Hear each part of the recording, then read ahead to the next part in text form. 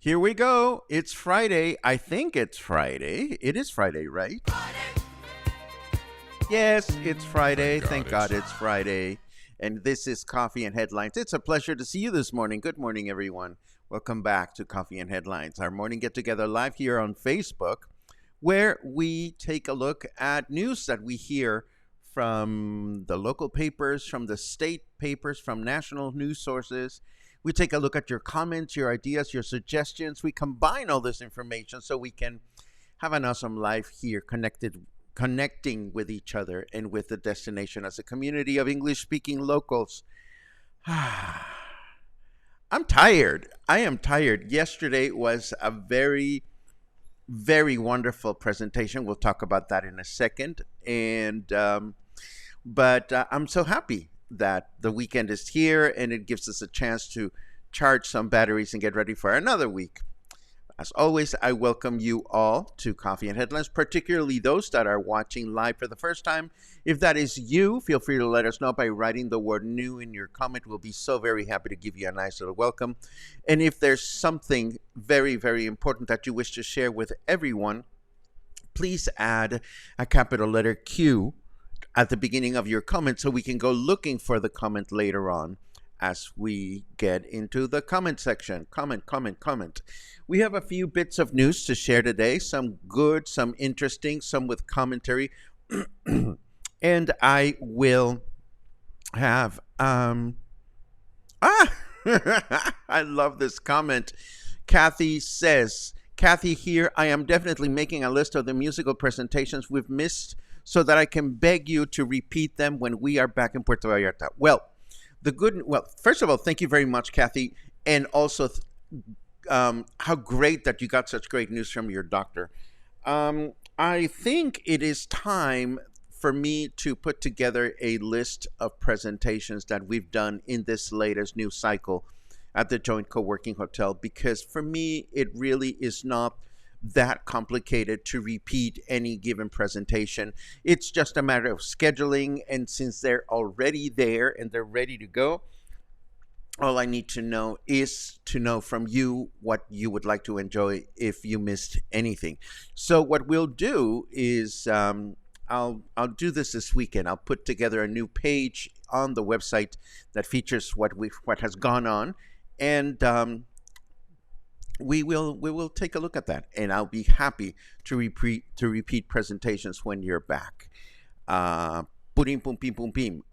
so let's take a look at the news, and we'll go back to all the comments after we take a look at the news.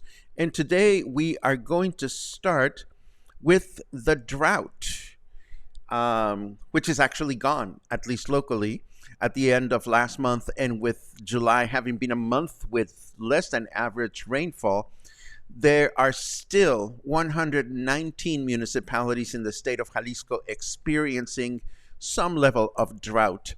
That said, it is nice to see a report indicating that Puerto Vallarta is one of 6 municipalities that are back to normal water levels as it relates to drought that actually continues to affect not only major parts of our state, but also many parts of the country as well.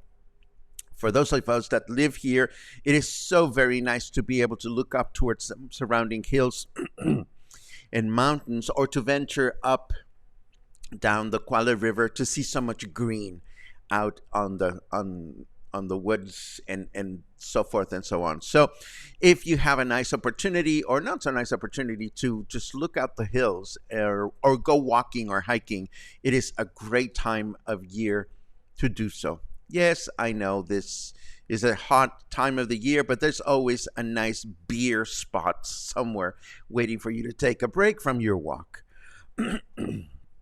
And of course, it's been almost 2 weeks since we last spotted a complainer article about Unibus PB, the company that provides citywide public transportation here in Puerto Vallarta.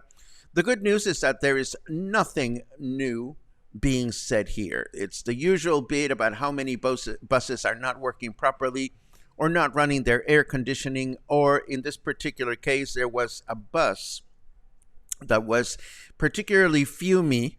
And the only good thing that comes out of these complainer articles is that if one starts complaining, then somebody else complains, and hopefully this eventually gets to the eyes and ears of the proper authorities, or at least that's my wishful thinking.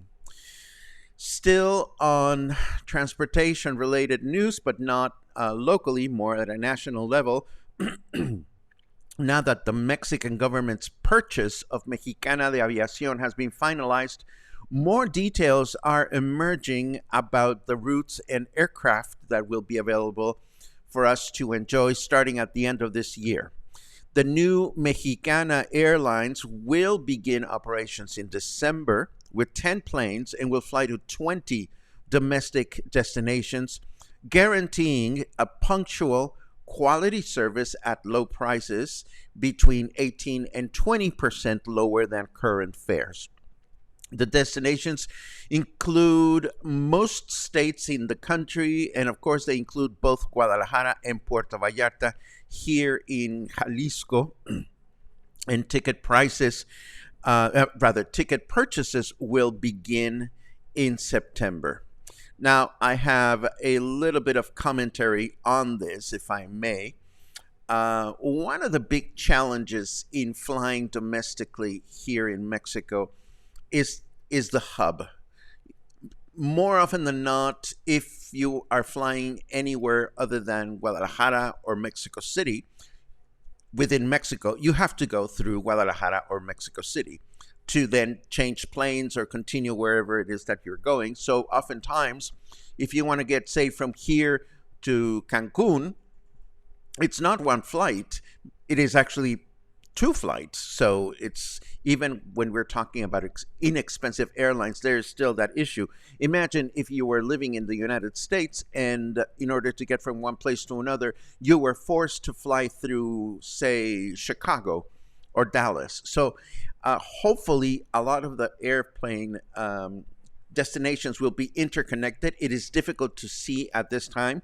We do know that the main hub for the new airline is going to be the fairly new Felipe Angeles Airport in Mexico City, but the airline will also have a secondary hub at the brand new Carrillo Puerto Airport in Tulum, in Quintana Roo. So it's clear to me that the government is hoping to connect the destinations in Quintana Roo and the rest of the Yucatan Peninsula with the new airline, of course, and make connections so that people can also enjoy the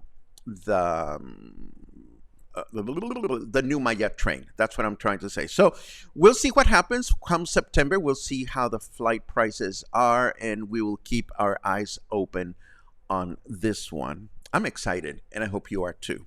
And speaking of exciting, I was happy to find out that Vallarta en Línea reported an indigenous culture expo that has set up shop at Lázaro Cárdenas Park through the rest of the weekend. It opened on the 8th. I just found out about it this morning. And the expo features crafts and dances and rituals created by several indigenous groups from all over Mexico. The expo continues until Sunday and is open from 8 a.m. to 8 p.m. So if you find yourself in the vicinity of Emiliano Zapata and you would like to check this out, there's always an option to do that. Now, I want to talk about something that is very funny to me. You know, I don't like to correct people on the way they speak Spanish unless somebody asks me how you say something or has a question about pronunciation. But I can tell you that if I had 50 pesos for every time I've heard an English speaking person refer to farmacias as farmacias with an accent on the I think I would have a lot of money. I love it when I hear people talk about the farmacias. And of course, it's very amusing for me to see the love that a lot of English speaking folk and particularly tourists seem to have for the local drugstores that put out all those signs outside of the drugstore with all these drugs that you cannot get over the counter north of the border and whatnot. Why am I bringing this up to your attention? Well, apparently, this didn't happen here, but Mexico News Daily is reporting on an operative conducted by Mexico's Federal Commission for the Protection Against Sanitary Risks that was conducted in the state of Quintana Roo, where 23 of such farmacias that sell controlled medications were visited, and they were raided and they were shut down because of such sales. Now, this happened in Quintana Roo, which is on the other side of the country, but it happened there because it's one of the most popular tourism destinations in the country. So this could happen in Puerto Vallarta as well. Now, why are they being raided? First of all, they sell chingaderas that over the counter that are not supposed to be sold. Even for Mexican nationals. I mean, I know that there are some things that you can get here over the counter that you cannot get in the United States. That's lovely. But I know that there are farmacias or drugstores here in town where I can go and get things that require a prescription and still they are sold. But that's not nearly the big part of the problem. A lot of times, according to these articles that I am reading, and the Mexico News Daily is also referencing the official Mexican government website for this, the main problem stems from the fact that even if you get the medication that you cannot get elsewhere, there's no guarantee that you're getting the real deal. Oftentimes, these medications are counterfeit or they're laced with chingaderas that are probably not so good for us. So the only reason I am reporting on this as English-speaking locals, English-speaking tourists, you guys can do whatever you want because you come and go. But those of us that live here locally, just be careful with your purchases. Of course, nothing's going to happen to you personally or to us if local farmacias get raided. But if Cofepris has done this in Quintana Roo, nothing stops them from doing something like that in Los Cabos or here in Puerto Vallarta, where these types of farmacias are so incredibly popular. And I share all of this out of concern more than anything else. So that was that. And now let us take a quick look at the weather forecast for the weekend. I am looking forward to a very, very relaxing weekend. Thank you for asking. And Snarky Weather says, fuck everything and everyone. Rain starting at about 1:15 in the afternoon. I can relate to that. Usually the day after a music appreciation presentation, I want to do as little as possible. And that's exactly what's going to happen today. It is 28 degrees right now. Humidity is at 72%. And our temperature in Fahrenheit degrees is 83. Our weather forecast for today says it will be mostly clear skies through the morning with thunderstorms in the afternoon. a 43% chance of rain, and a high temperature of 32 and a low of 25. Tomorrow, Saturday, we'll enjoy partly cloudy skies in the morning with thunderstorms in the afternoon, a high of 33, a low of 26, and a chance of rain of 63%. And Sunday, clear skies in the morning with thunderstorms in the afternoon, a chance of rain of 67%, a high of 33, and a low of 25. So that's what we know about the weather. Now, if you'll indulge me, I like to tell you about yesterday afternoon and make some recommendations on places to go and things to do.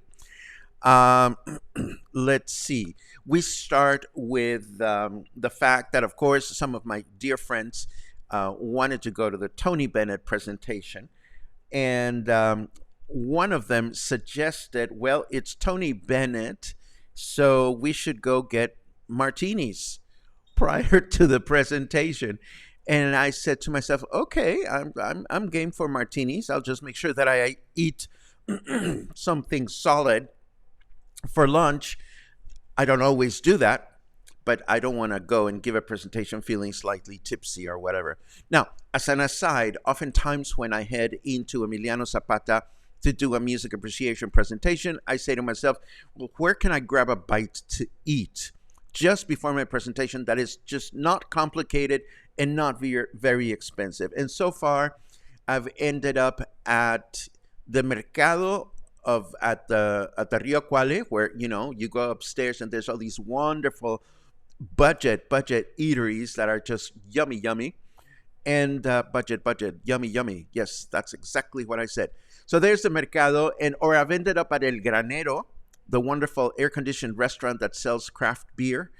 And what else have I? Where else have I ended? Well, I think those are the two places that I've ended at recently when I've been looking for an inexpensive place to eat. So back to the issue of the martinis, we figured, well, where can we find a martini that is convenient to the Joint Co-working Hotel? And what we were actually asking ourselves is, where can we find ourselves a martini bar that is close to the hotel, where none in our group has grudges against any of the business owners? Yes, because there is always that factor, somebody not liking a certain business owner, or somebody owing money to somebody. Don't get me started.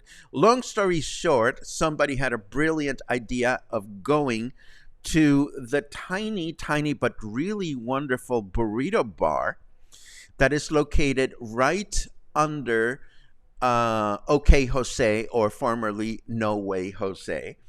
We checked their hours and we figured they have to make Cosmos or whatever. So we got there, and indeed they open at 10 a.m. in the morning, at 9 o'clock at night.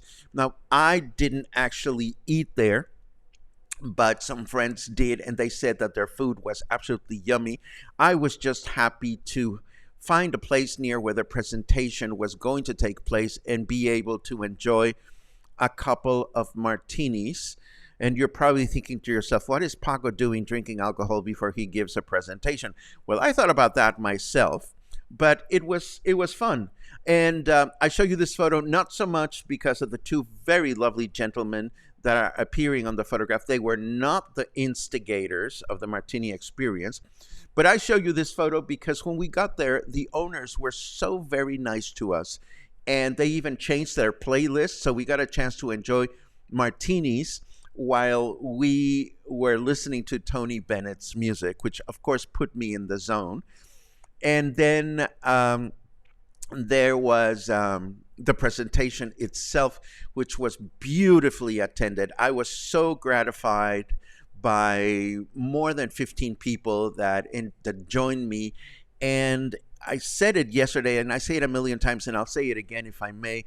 There's something wonderful about being surrounded with people in which all of us are concerned with the same thing. And in this case, it was spending undivided time listening to music or watching watching performances on the screen.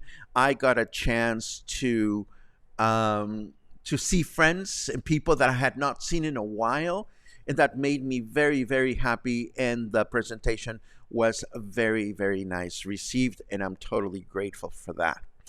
After the presentation, we were all walking to get a bite to eat again at a place that I've mentioned before, and I'll mention it again in a second. But first, to get there, we walked past Agustin Rodriguez Street, and this is a street this is a side street where the Quale market is located, and it was so nice to see it laced with those beautiful flags on top of the street. I couldn't help but to take this photograph.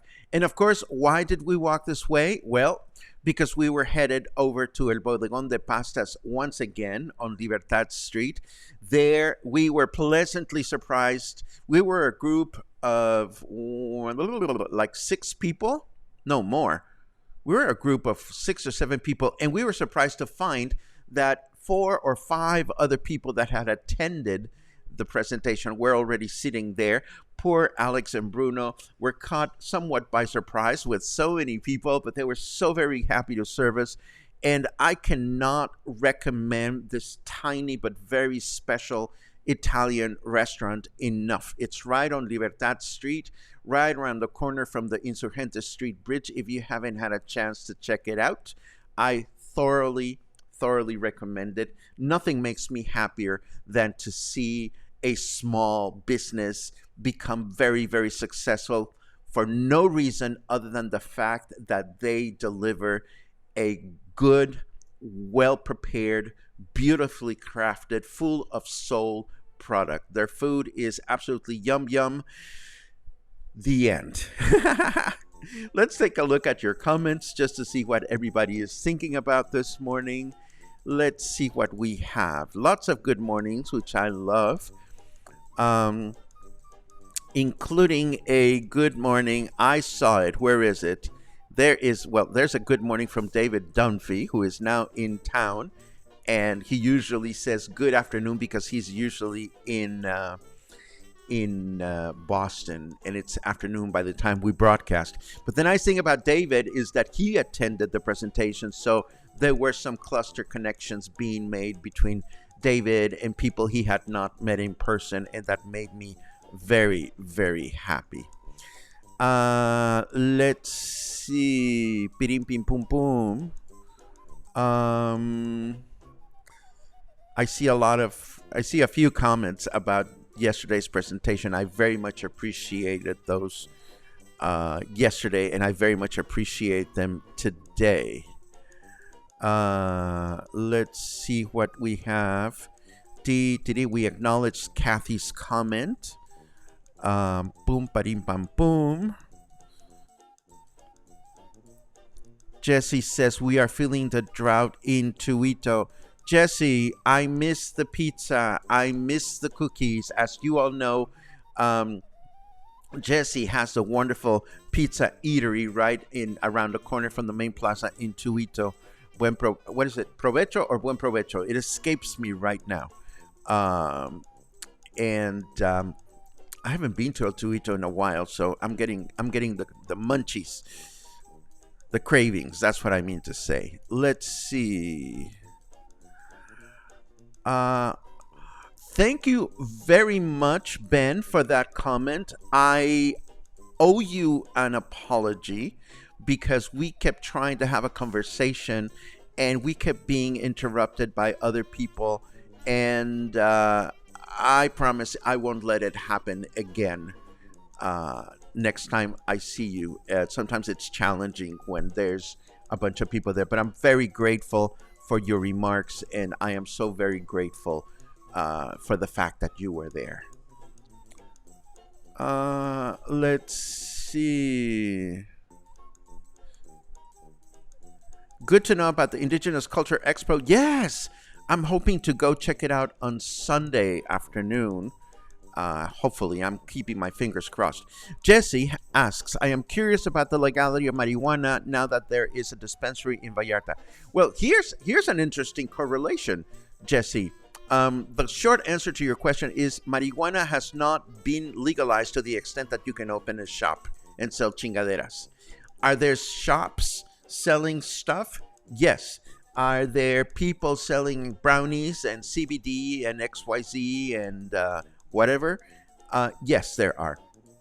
Could something happen like what happened with Cofepris in Quintana Roo, that the government all of a sudden says, well, wait a second, dudes, we haven't legalized this altogether? Yes, it could happen. And in fact, one of the early proponents, here's a little bit of political history, if I may. One of the early proponents for cannabis shops was former President, oh God, what's his name? See? No more pot brownies for me. Former president, I'm blanking his name, whose wife is named Sagun. Okay, it'll come back to me. Former president such and such decided to start promoting this, and several years ago there were already a bunch of spectaculars in large cities promoting his soon-to-open shops.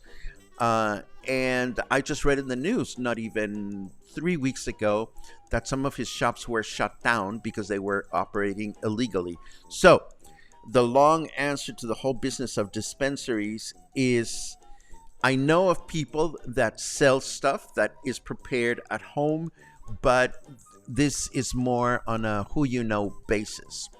I know there are shops out there, and I know that I have friends that buy things at these shops on a regular basis, but it is not necessarily a legal thing, not yet. Now, what has been legalized is what amount of weed you can be carrying in your person if you happen to be stopped by authorities for this, that, and the other. There's a certain amount under which they cannot do anything if you have it on you. If you're carrying a kilo in your shopping bag, well, that might be problematic. But you definitely cannot be smoking it out and about. Let's see. David says, I'm extremely guilty about farmacia, with an accent on the I. I totally owe you 50 pesos. I love it. Love it. You don't owe me anything, David. Again, I don't enjoy correcting people unless somebody says to me, am I saying this correctly? But it makes me chuckle. Just as much as I chuckle when I hear people say la comer instead of la comer. That's another 50 pesos if you do that. Let's see what else we have. See, this is the problem. There was an article in the Los Angeles Times newspaper that did an investigation about fentanyl tainted pills now found in Mexican farmacias from coast to coast. They found them in Puerto Vallarta. You know, I wonder if that is a tricky affair between the cartel and the drugstores, but I don't wish to speculate. Again, the concern here is that if you are shopping at any of these interesting farmacias, you can end up shopping for interesting drugs while you're there. Let's see what else we have. Yes, lots of comments about fentanyl. It is a problem wherever you go. Let's see. Oh, I hope that Miss You Too is directed at me. And thank you for the clarification, Jesse. It is provecho, not buen provecho. And if you have not been to provecho when you go to Tuito, it is totally worth going. The only challenge for some is that they only open until the afternoon. So what you want to do is enjoy your day, and just as you're heading back into town, if you're not spending the night, stop at Provecho for great paninis and great pizza and great homemade cookies. Thank you. Yes, that's what I was thinking. Vicente Fox. I had a moment. It is Vicente Fox who got all excited about the dispensaries, and nothing has happened, and that's all we have. And Michal says, that's why we shop with Dr. Simi. I love my Dr. Simi. You know that. I have a crush on him, and I always trust my health to Dr. Simi.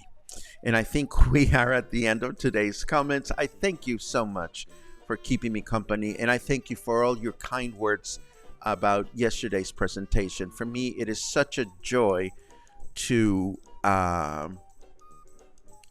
produce them and to share them with those that are interested in music. I see a last minute cue. Would love it if more Spanish speakers would correct my Spanglish. I will keep repeating the mistake if I'm not corrected. Entiendes me? Yes, I understand you, Brian.